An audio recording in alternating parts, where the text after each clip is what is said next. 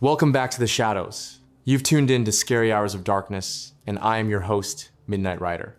If you survive the journey we're about to take, do me a favor, hit that like button, subscribe to the channel, and leave a comment down below to let me know you made it out alive. Your support helps us keep the darkness at bay, at least for a little while. Tonight, we strip away the illusion of safety that a warm campfire provides. We are leaving the dense, familiar woods of the lower valleys and venturing higher, up to where the air grows thin and the world turns to jagged stone and ice. We are heading above the tree line to confront 4 harrowing, true accounts where the natural food chain completely breaks down. In these stories, we will track the terrifying exact moments when experienced hunters and outdoorsmen realize they have become the hunted. They are stalked by silent, bipedal shadows, creatures that defy biological classification and logic. These encounters prove that above the jagged peaks, something ancient, starving, and entirely predatory is watching us from the edge of the trees. Sit back, lock your doors, and prepare yourself. Now, let's get into tonight's stories.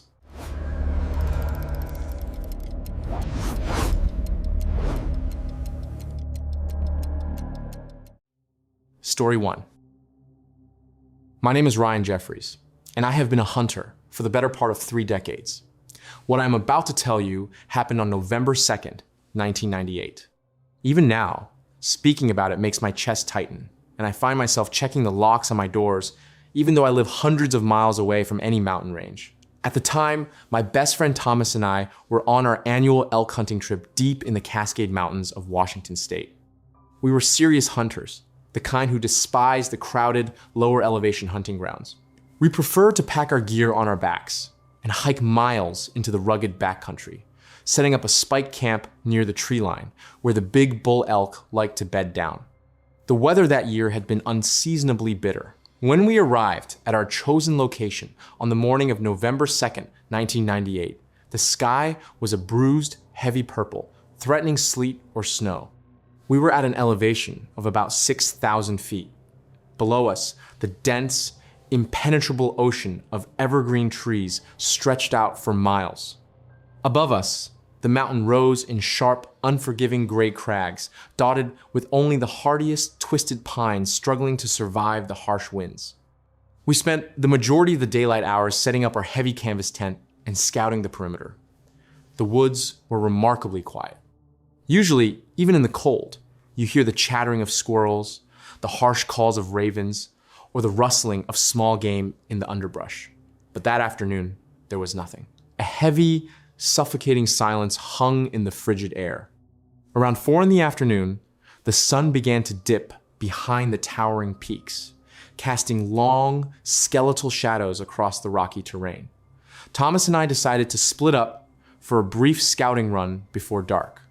We agreed to stay within earshot and head back to camp the moment we lost the light. I headed west, walking parallel to the tree line. The ground was covered in a thick layer of dead pine needles and patches of crusty, old snow. I moved as quietly as I could, my rifle cradled in my arms, scanning the sparse timber for any sign of movement. After about 20 minutes of walking, the distinct, pungent odor of copper and raw meat hit the back of my throat. It was a smell I knew well from years of processing game, but it was overwhelmingly strong, almost nauseating in its intensity. I gripped my rifle tighter, my thumb instinctively hovering over the safety, and moved forward toward a small depression in the earth, obscured by a cluster of dead deadfall. What I found there stopped me dead in my tracks, freezing the blood in my veins. It was an elk, a massive bull, easily weighing 800 pounds. But it hadn't just been killed, it had been utterly annihilated. The creature's ribcage was torn completely open, the thick bones snapped outwards like dry twigs. Its hindquarters were missing entirely, severed with a sheer brutal force that defied explanation. I am intimately familiar with the predation patterns of bears, mountain lions, and wolf packs. A bear will maul and crush, often burying its kill to return to later. A mountain lion will suffocate its prey with a bite to the throat and drag it to a secluded spot. Wolves will tear and scatter. This was none of those. This elk looked as though it had been pulled apart by something with the strength of a heavy machine, possessing massive, grasping hands. My heart began to hammer against my ribs. I knelt down to examine the surrounding area.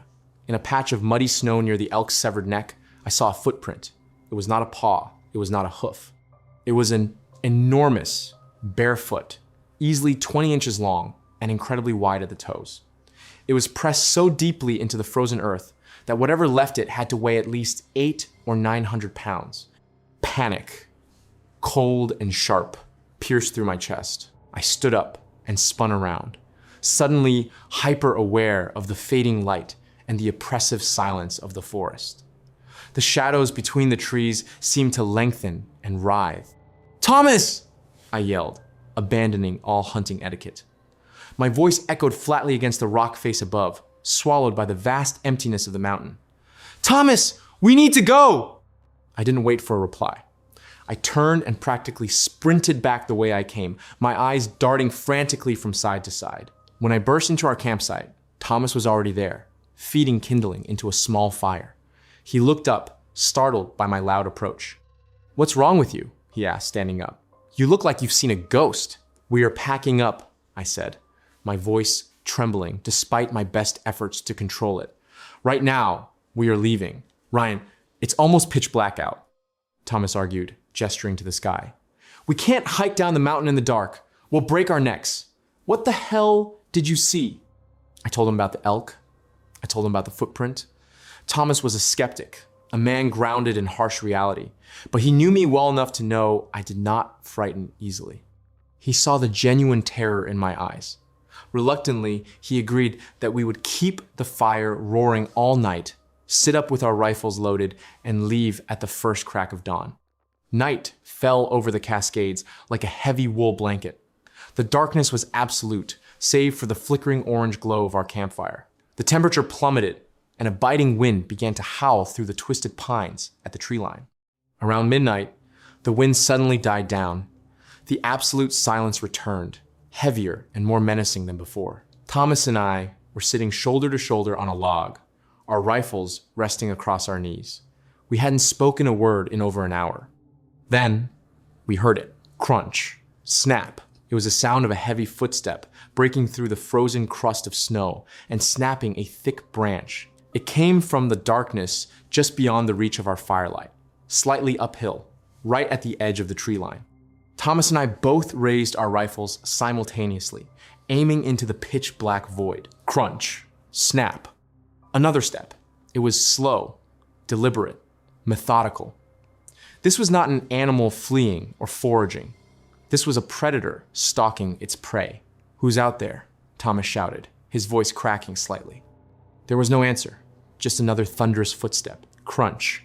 Whatever it was bipedal. It was walking on two legs. The distance between the footsteps was enormous, covering ground far too quickly for a human being. Then the smell hit us. It wasn't just the copper scent of blood I had smelled earlier. This was a horrific, eye-watering stench of rotting meat, wet, unwashed hair, and a sharp, metallic odor like ozone or an electrical fire. It was so potent, it made my eyes water and my stomach heave. Suddenly, a massive silhouette blotted out the stars just above the tree line. It stood perfectly still, framed against the faint moonlight reflecting off the snowy peak above. It was humanoid in shape, but impossibly large. It had to be 9, maybe 10 feet tall. Its shoulders were obscenely broad, tapering down to a narrow waist. It had no neck. Its conical head seemed to sit directly upon its massive torso. Its arms were disproportionately long, hanging down past its knees, ending in thick, articulated fingers. My breath caught in my throat. My rational mind desperately tried to classify it as a bear standing on its hind legs, but bears do not have broad, human-like shoulders. Bears do not have long, grasping arms. Bears do not possess the terrifying, intelligent stillness that this creature was projecting. We stared at it, and it stared back at us. I couldn't see its eyes, but I could feel its gaze, a cold, calculating, malevolent intelligence, that stripped away thousands of years of human evolution and reduced me to a terrified, helpless prey animal. For what felt like an eternity, the standoff continued. Then, the creature took a step forward, moving with a fluid, terrifying grace that completely betrayed its massive bulk. It made absolutely no sound as it shifted its weight. It was a silent, bipedal shadow descending from the mountain. "Shoot it!" Thomas screamed, his nerve completely breaking. He pulled the trigger. The deafening roar of his .30-06 shattered the silence, the muzzle flash illuminating the trees in a brief, stroboscopic burst of white light. In that fraction of a second, I saw the creature clearly. It was covered in matted, dark gray hair. Its skin, where it was visible around its face and chest, was a pale, leathery gray. And its face, dear God, its face. It looked like a horrifying amalgamation of an ape and an ancient, primitive human, twisted into an expression of pure, unadulterated rage. Thomas's shot hit it. I know it did. At that range, he couldn't have missed. The bullet struck the creature squarely in the chest. It didn't even flinch. It didn't roar. It didn't stumble. It simply stopped, tilted its massive head to the side, and then let out a sound that I will never, ever forget. It was not a roar. It was a high-pitched, metallic screech, like the sound of grinding steel plates, mixed with the frantic, terrified scream of a dying woman. The sheer volume of it was physically painful, vibrating in my chest cavity and forcing me to drop my rifle and cover my ears. Before the echo of the scream had even faded, the creature dropped to all fours and charged. "Run!" I bellowed, grabbing Thomas by his jacket and hurling him backward. We didn't bother grabbing our gear. We didn't even grab the tent. We just turned and ran blindly into the freezing, pitch-black forest, crashing through the underbrush, tearing our clothes and skin on thorns and dead branches. We ran downhill, fueled purely by adrenaline and absolute primal terror. Behind us, I could hear the immense crashing as the creature bulldozed through the forest, snapping small trees like toothpicks. It was pursuing us, but it wasn't sprinting. It was pacing us. It was hurting us. We ran for hours. I lost my boots in a muddy creek. Thomas twisted his ankle and sobbed in agony with every step, but I forced him to keep moving. The creature stayed just behind us, a constant, terrifying presence in the dark, occasionally letting out that horrific, metallic screech to ensure we kept running. It wasn't until the first pale streaks of dawn appeared on the horizon, illuminating the logging road where we had parked our truck miles below, that the pursuit finally stopped. The creature let out one final, deafening scream that echoed down the valley, and then the sounds of its movement faded back up the mountain, returning to the harsh, unforgiving peaks above the tree line. We reached the truck, locked ourselves inside, and drove away as fast as the treacherous dirt road would allow. We never went back for our gear. We never reported it to the authorities. Who would believe us? That was November 2nd, 1998. I have never set foot in the woods again. I sold my hunting gear. The mountains, once a place of refuge and peace for me, are now a source of unrelenting nightmare. Because I know that above the tree line, where the air is thin and the world is made of rock and ice, the apex predator is not a bear, and it is certainly not man. Story 2. If you had told me 5 years ago that monsters were real, I would have laughed in your face. I'm a woman of science, a geologist, and someone who finds comfort in the hard, immutable facts of the natural world. But facts offer no protection when you are face to face with an impossibility. My name is Heather Spears. The terrifying encounter that shattered my worldview occurred on September 21st, 2015, in the remote northern stretches of Rocky Mountain National Park in Colorado. I was 28 years old at the time and an avid solo backpacker. I relished the isolation of the high country. I loved the feeling of being tiny and insignificant amidst the towering peaks and sprawling alpine tundras. I had spent weeks planning this specific trip, a grueling, off-trail, 4-day hike that would take me far beyond the tourist trails and up into the desolate, rocky crags near the Continental Divide. The first 2 days of the trek were magnificent. The weather was crisp and clear, the sky a brilliant, blinding blue. I pushed myself hard, ascending past the thick forests of lodgepole pines, moving into the subalpine zone where the trees grew stunted and twisted by the relentless wind, a phenomenon known as krumholtz. By the afternoon of September 21st, 2015, I had officially breached the tree line. The landscape transformed into an alien world of shattered granite, loose scree fields, and sprawling, low-lying alpine vegetation. The air was incredibly thin at this altitude, roughly 12,000 feet above sea level, making every breath a conscious effort. I found a relatively flat, sheltered spot behind a massive boulder to set up my small, single-person tent. The sun was beginning its descent, casting a golden, ethereal glow over the jagged peaks surrounding me. I sat on a rock, eating a dehydrated meal, completely at peace. That peace was violently shattered around twilight. It started with a subtle shift in the atmosphere. The constant, low howling of the wind through the rocks simply ceased. The air became dead, stagnant, and unnaturally heavy. It felt as though a massive, invisible dome had been dropped over the mountain, sealing me inside. Backpackers often talk about the Oz effect, a sudden, terrifying silence in the wilderness that precedes a major weather event or the presence of a large predator. But this was profound. It wasn't just quiet. It was an absolute absence of sound. It was the kind of silence that makes your ears ring. Then, the smell arrived. It drifted down from the rocky crags above me. It was a putrid, sickening stench, a vile mixture of decaying flesh, stagnant swamp water, and an acrid, chemical scent that reminded me of sulfur. It was so intense that I physically gagged, dropping my spoon into my food pouch. I stood up, my heart beginning to race. I reached for the canister of bear spray clipped to my belt, my eyes scanning the chaotic jumble of rocks and boulders rising steeply above my camp. "Hello?" I called out. My voice sounded weak and pathetic in the vast emptiness. Silence. I squinted, trying to pierce the gathering gloom. About 200 yards above me, near a jagged ridgeline silhouetted against the darkening sky, I saw movement. At first, I thought it was a trick of the light, a shadow cast by the setting sun. But shadows do not move against the light. A figure was standing on top of a massive granite outcropping.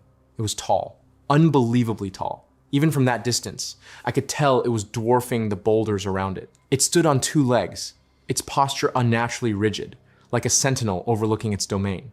I pulled my binoculars from my pack with trembling hands and brought them to my eyes. When the figure came into focus, a wave of primal, nauseating terror washed over me. My knees actually buckled, and I had to lean against my boulder to keep from collapsing. It was not a bear. It was not a man. The creature was extraordinarily gaunt, almost skeletal. Its limbs were far too long for its torso, ending in hands that hung well past its knees. It was covered in patchy, thin, grayish-white hair that blended perfectly with the surrounding granite. Its head was small, angular, and devoid of any discernible features like ears or a prominent snout. But it was the eyes that broke me. They were massive, sunken deep into its skull, and they glowed with a faint, sickly yellow luminescence in the fading light. And it was looking directly at me. I lowered the binoculars, my breathing coming in short, panicked gasps. My mind, trained to categorize and rationalize, was spinning out of control, desperately searching for a logical explanation. But there was none. I was staring at a biological impossibility, an apex predator that existed completely outside the known boundaries of science. For a long, agonizing minute, neither of us moved. The creature remained perfectly still on the ridge, an unnatural statue against the twilight sky. Then, it tilted its head back, opening its mouth impossibly wide. No sound came out at first. Then, a low, rumbling vibration shook the ground beneath my boots.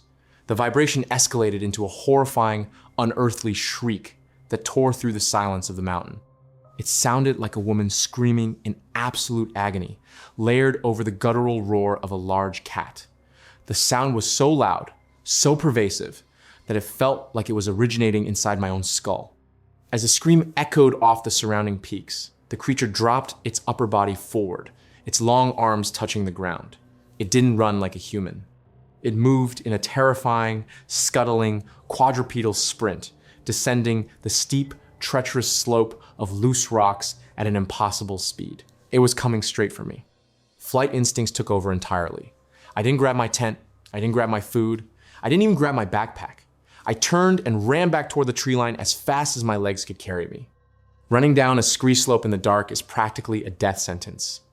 The loose rocks slid and shifted under my boots. I fell multiple times, tearing the skin from my hands and knees, but the adrenaline masked the pain. Behind me, I could hear the unmistakable sound of massive, heavy impacts. The creature was practically leaping down the mountain, clearing dozens of yards with every bound.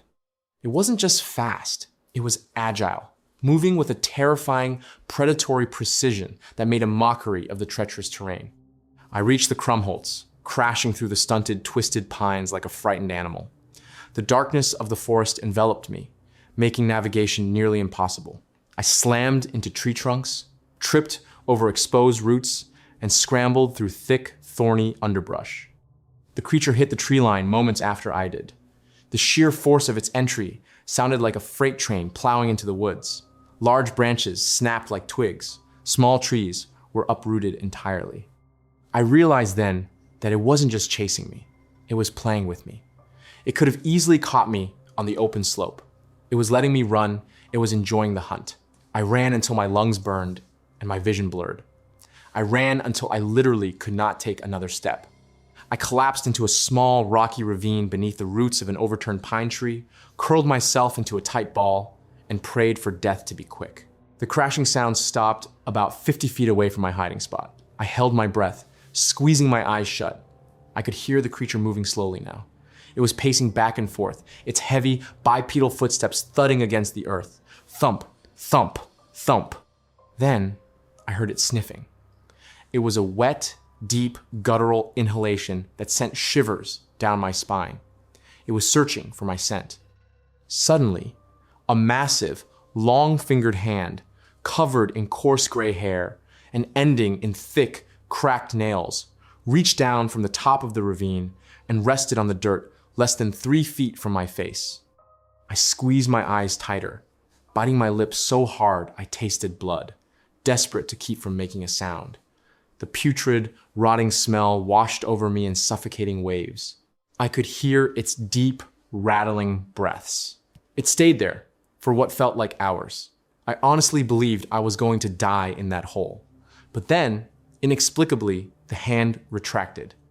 The creature let out a low, disappointed grunt, turned, and began to walk away, its heavy footsteps fading back up the mountain, returning to the desolate peaks above the tree line.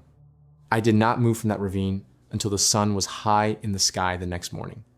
When I finally emerged, terrified and exhausted, I hiked the remaining 10 miles back to my car without stopping once.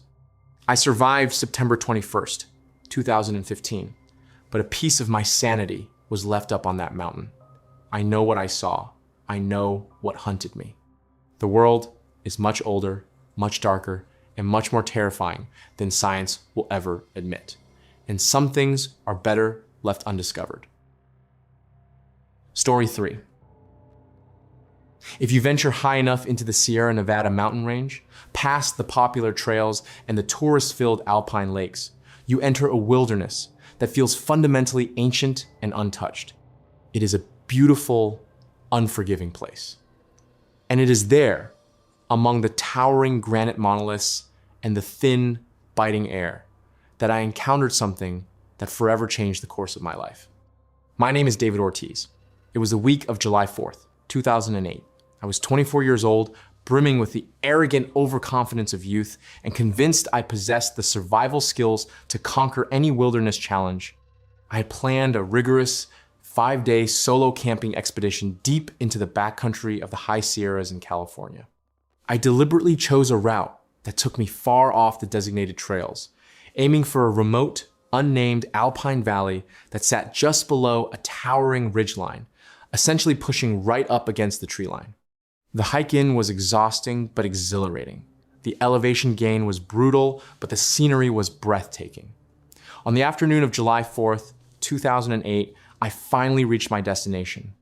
The valley was a pristine meadow, bordered by a dense, old-growth forest of Jeffrey pines on one side and a steep, imposing wall of gray granite on the other.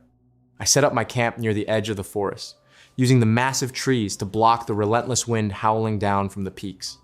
The evening was uneventful. I cooked my dinner over a small fire, watched the stars emerge in the impossibly clear sky, and felt an immense sense of accomplishment. The nightmare began the following morning. I woke up early, eager to explore the surrounding area. I strapped on my day pack and headed into the dense forest bordering my camp, intending to hike up toward the rocky ridges. The forest was thick and shadowy, the massive trees blocking out most of the morning sunlight. I hadn't been walking for more than 30 minutes when I began to notice strange anomalies.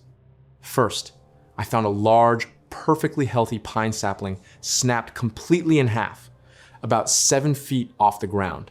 The break was clean, almost as if it had been sheared off by incredible force.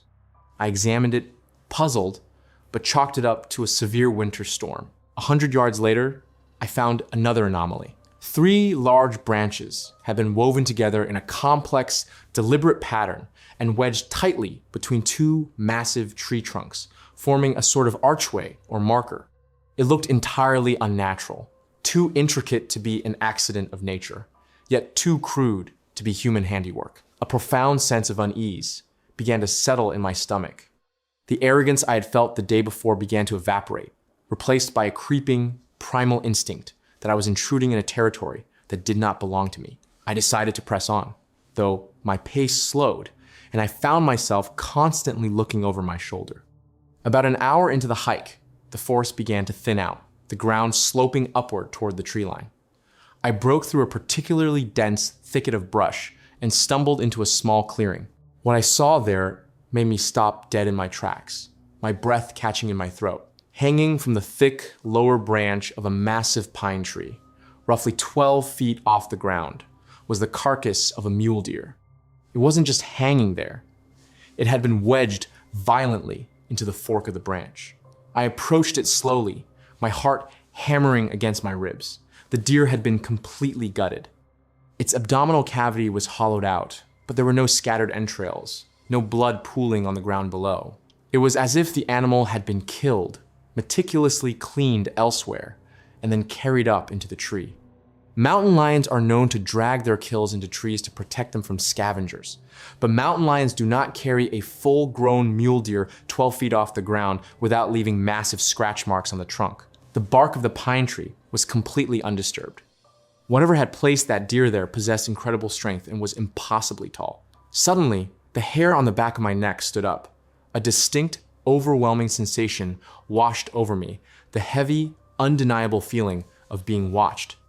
I spun around, my hand instinctively grasping the handle of the large hunting knife strapped to my hip. I scanned the dark gaps between the trees, the dense underbrush, the rocky slopes above. I saw nothing, but the feeling intensified, pressing down on me like a physical weight. Then I heard a sound that chilled me to the bone. It was a low, resonant thump, like a heavy fist striking a hollow log. It came from deep within the forest, slightly downhill from my position. Thump. A few seconds later, another thump, this one coming from my right, slightly uphill. They were communicating. They were flanking me. Panic, raw and unfiltered, seized my mind. I didn't care about exploring anymore. I just wanted to get back to the open space of the meadow and my campsite.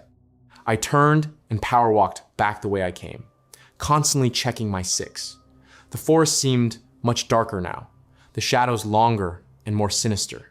Every snapped twig, every rustle of the wind sounded like a massive predator closing in. I made it back to my camp by mid-afternoon, exhausted and terrified. I immediately built a massive fire, dragging every piece of dead wood I could find into a large pile. I resolved to pack up at first light and abandon the trip. As the sun sank below the granite peaks, casting the valley into deep shadow, the true terror began. I sat close to the roaring fire, a large piece of firewood gripped in my hand like a club. The darkness outside the ring of firelight was absolute and impenetrable. Around 10 o'clock, the woods went completely silent. The crickets stopped chirping. The wind died down. The heavy, oppressive atmosphere returned. Then, I saw them. Just beyond the edge of the firelight, hovering in the pitch black darkness, were two massive, pale, reflective eyes. They caught the flickering light of the flames, glowing with a sickly, yellowish-green hue. My breath hitched, my mind raced. Was it a bear, a mountain lion? But then my brain processed the height of the eyes. They were completely stationary, staring unblinkingly at me, and they were at least 8 feet off the ground. I slowly stood up, my grip tightening on the firewood until my knuckles turned white. "I see you," I yelled, my voice cracking with fear. "Get away!" The eyes didn't blink. They didn't move. They simply stared with an alien, calculating intelligence. Then, the creature stepped just an inch forward, enough for the very edge of the firelight to illuminate its lower half. I felt my legs go weak. It had massive, incredibly muscular legs, covered in short, dense, reddish-brown hair. The musculature was defined and powerful, like an Olympic sprinter, but horrifyingly distorted. It stood entirely on 2 feet. Its knees were slightly bent, coiled with potential energy. I couldn't see its upper body or its face, just those massive trunk-like legs and those terrifying glowing eyes suspended in the darkness above. "Please," I whispered, the false bravado entirely gone. The creature let out a low, guttural growl that reverberated in my chest cavity. It was a sound of pure, primal warning. It didn't want to eat me. It wanted me out of its territory. Suddenly, with a speed that defied its massive size, the creature reached down into the darkness. A fraction of a second later, a rock the size of a bowling ball came hurtling out of the night, smashing into the ground inches from my feet, throwing dirt and sparks into the air. I stumbled backward, falling over my own camping chair. The eyes vanished. The heavy, thudding footsteps retreated quickly up the slope, crashing through the underbrush with terrifying force. I didn't sleep a wink that night. I sat by the fire, feeding it constantly, jumping at every shadow. As soon as the first gray light of dawn illuminated the sky on July 5th, 2008, I threw my tent and sleeping bag into my pack with frantic haste and practically sprinted down the mountain. I never reported the incident. I knew exactly what people would say. They would call it a bear, a trick of the light, a hallucination brought on by altitude. But I know what stood at the edge of my firelight. I know the sheer, terrifying power it possessed. There are apex predators living high in the Sierras, defending their territory with lethal intent, and humanity is not at the top of the food chain. Story 4. My encounter did not happen during a recreational camping trip. I was not a tourist seeking thrills. I'm a wildlife biologist, trained to observe, document, and respect the natural world. But the natural world I encountered in the Bitterroot Mountains completely destroyed my scientific reality. My name is Evelyn Baker. The events I am about to document occurred over the span of 3 horrifying days, culminating on the night of October 31st, 2021. I had been contracted by the State Wildlife Department to conduct a late-season population survey of the mountain goats inhabiting a highly remote, rugged section of the Bitterroot Mountains, right along the Montana and Idaho border. Because of the treacherous terrain and the approaching winter weather, I was stationed alone in an old, decommissioned fire lookout tower situated on a rocky promontory at roughly 8,000 feet. The tower provided a sweeping, panoramic view of the jagged peaks, the deep, plunging valleys, and the sprawling, ragged tree line below. My job was tedious, but straightforward. Wake up before dawn, set up my high-powered spotting scope on the tower's catwalk, and count the mountain goats moving along the perilous cliff faces. For the first few days, the survey went as planned. The goats were plentiful, navigating the sheer drops with their usual astonishing agility. But on the morning of October 29th, 2021, I noticed a dramatic shift in their behavior. Usually, mountain goats are placid creatures, confident in their inaccessible environment. But that morning, the herds were frantic. I watched through my scope as a large group of nannies and kids scrambled recklessly across a dangerous scree slope, moving with chaotic, terrified urgency. They were fleeing. I spent hours scanning the surrounding ridges, looking for the source of their panic. A mountain lion? A pack of wolves that had somehow ventured too high? It wasn't until late afternoon that I found the answer, and it sent a shockwave of cold terror through my entire body. I had my scope trained on a distant, rocky saddle connecting two peaks roughly 2 miles away. The terrain was incredibly steep, an area entirely devoid of vegetation. Moving across the saddle, traversing the treacherous slope with terrifying speed, was a massive bipedal figure. I froze. My eye pressed so hard against the eyepiece of the scope that it ached. I blinked rapidly, trying to clear my vision, assuming I was suffering from snow blindness or a trick of the atmospheric distortion. But the figure remained. It was unmistakably walking on 2 legs. It possessed long, powerful strides, covering ground across the loose shale that would have taken a human mountaineer hours to navigate. It was covered in dark, matted hair, looking almost completely black against the gray rock. It was hunting the goats. Over the next 2 days, my scientific mission transformed into a horrifying observation of an unclassified apex predator. I watched, paralyzed by fascination and dread, as this creature systematically stalked the goat herds. It was incredibly intelligent. It would use the rocky outcroppings for cover, predicting the goats' movements and ambushing them at choke points along the cliffs.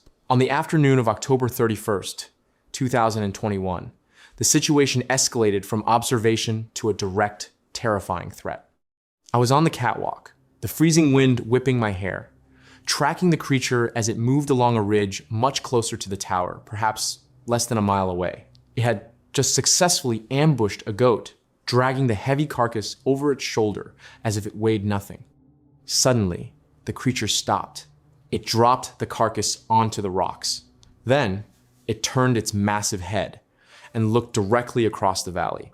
It looked directly at the fire lookout tower. Even from a mile away, the intelligence and malice in its posture were palpable. It knew it was being watched. It stood completely still for several long minutes, a dark stain against the mountain.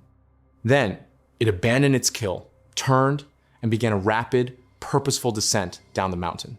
It was heading toward the deep valley separating its ridge from my promontory. It was coming for the tower. Panic seized me.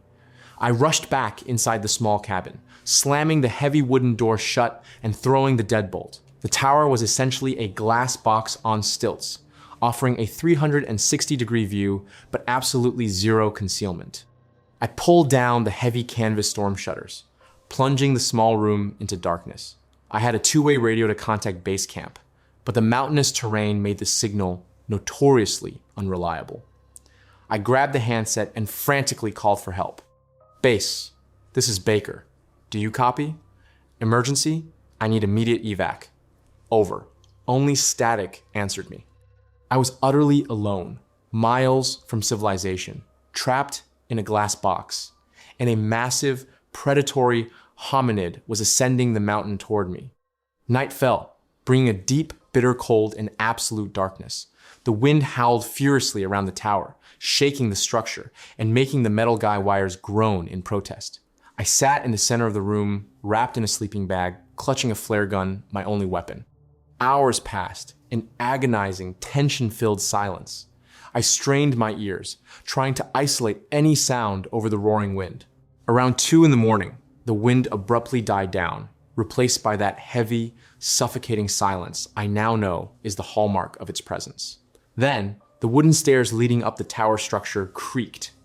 It was a slow, massive weight being placed upon the ancient wood. Creak. The tower was 40 feet off the ground. There were 5 flights of wooden stairs. Creak. Another step. My heart hammered against my ribs so violently I thought it might shatter them. I couldn't breathe. I aimed the flare gun at the trapdoor in the floor, my hands shaking uncontrollably. The heavy bipedal footsteps continued their slow, deliberate ascent. It wasn't rushing. It was methodical. It knew exactly where I was. The footsteps reached the catwalk surrounding the cabin. I could hear the metal grating groan under its immense weight. Then, a massive shadow blocked out the faint moonlight seeping through the cracks in the storm shutters. The creature was standing right outside the window. I heard a wet, raspy, sniffing sound as it pressed its face against the glass. The stench of rotting meat and sulfur seeped through the weather stripping, filling the small cabin with a sickening odor. Suddenly, a massive, heavy hand slapped against the side of the cabin. The entire structure shuddered violently.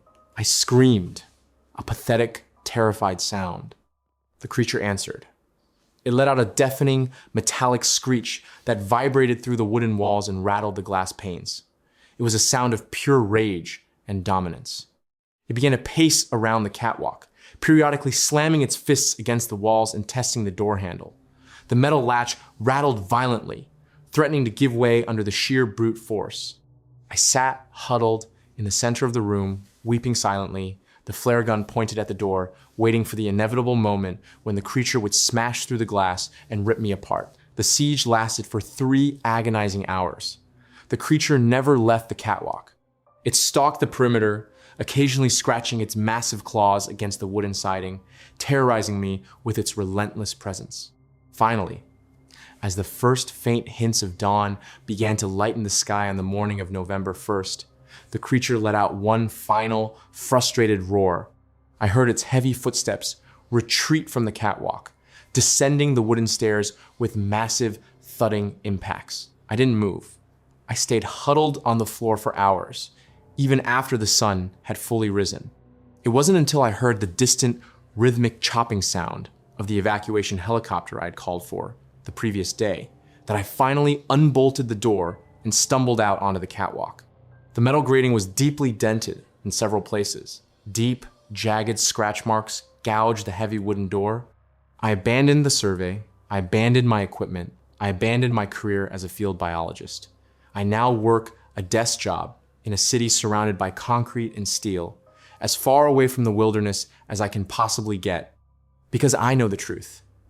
The mountains do not belong to us, and above the tree line, in the desolate peaks and freezing winds, a terrifying apex predator reigns supreme, silent, bipedal, and waiting in the shadows. Well, creatures of the night, it seems the high peaks and freezing winds hold secrets far darker than science is willing to admit.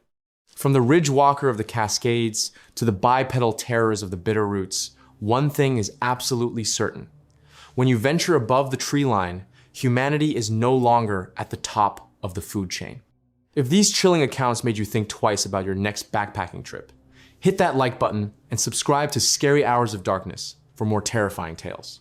Don't forget to drop a comment below and let me know which of tonight's mountain encounters kept you on the edge of your seat. And would you ever dare to camp in the high country again? Do you have a bone-chilling story of your own? If you've had any creepy encounters, unexplained sightings, or terrifying brushes with the unknown, I want to hear about them. Send your stories to mycreepyencounter@gmail.com, and your experience might just be featured in an upcoming video. I've been your host, Midnight Rider. Until next time, lock your doors, keep the campfire burning bright, and whatever you do, stay safe out there.